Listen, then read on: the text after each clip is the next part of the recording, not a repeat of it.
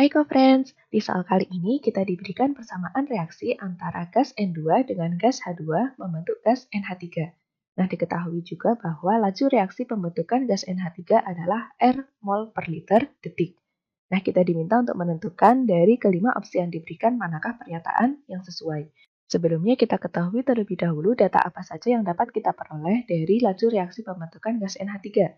Tadi diketahui laju reaksi pembentukan gas NH3-nya adalah R mol per detik. Di sini kita simbolkan tandanya adalah positif karena NH3 ini posisinya pada produk, sehingga ini merupakan laju pembentukan. Apabila kita menuliskan laju reaksi terhadap reaktan, jadi di situ adalah laju pengurangan, maka simbolnya kita tuliskan sebagai simbol negatif. Nah, laju reaksi dari pembentukan maupun pengurangan setiap molekul yang terlibat dari suatu reaksi itu juga dapat berlaku perbandingan koefisien.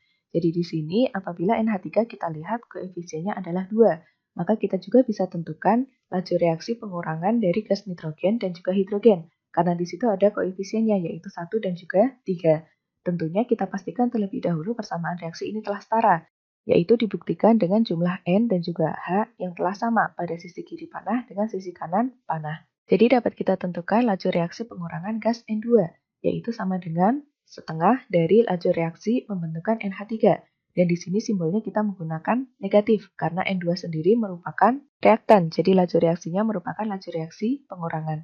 Di sini kenapa dikalikan setengah? Karena menggunakan perbandingan koefisien tadi.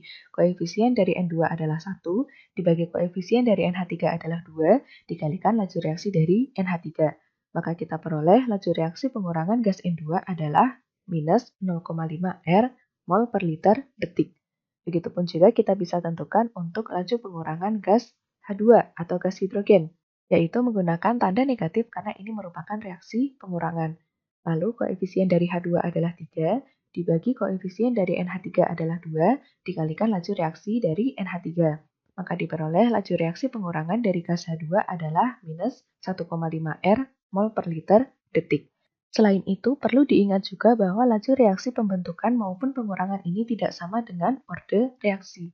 Jika kita ingin menentukan orde reaksi dari reaktannya, maka kita perlu melakukan eksperimen tersendiri. Nah, kita bisa kembali kepada soal. Untuk setiap opsi yang diberikan, kita coba analisis satu persatu.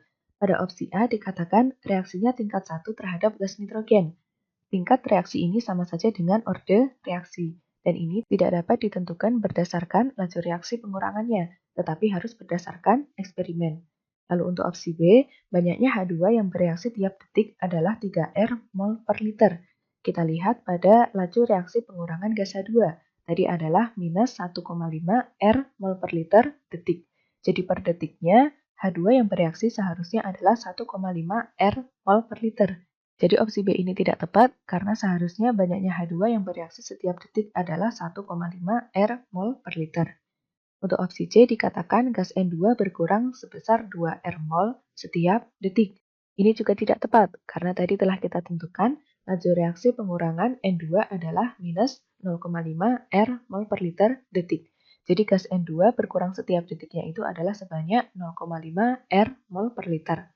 Untuk opsi D dikatakan jumlah NH3 yang terbentuk tidak dipengaruhi oleh konsentrasi awal H2.